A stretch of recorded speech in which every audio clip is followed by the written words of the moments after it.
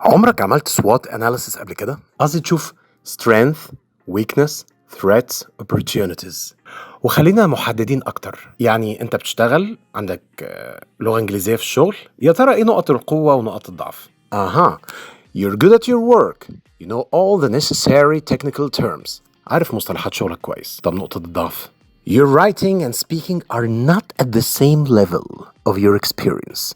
عندك مشكلة في المحادثة والكتابة برضو مش قد كده. ندخل على النقطة الثالثة. Threats.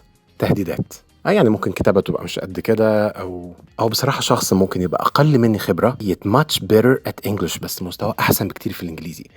And that person can get more credits than I do. الشخص ده ممكن يتطور في الشغل يترقى أسرع مني مع إني خبرتي أكتر. طب ال opportunities.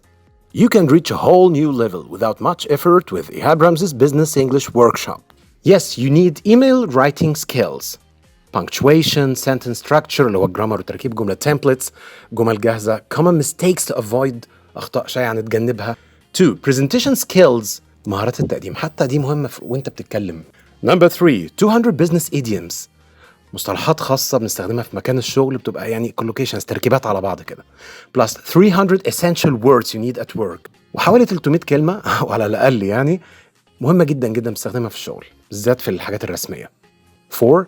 Conversation skills مهارات محادثة. Enhanced pronunciation and fluency نطق والintonation. Number 5. 2-month membership بنبقى موجودين مع بعض على مجموعة خاصة على تيليجرام for further training and follow-up. هنكون محتاجين بعدها تدريبات، هيكون عندنا أسئلة.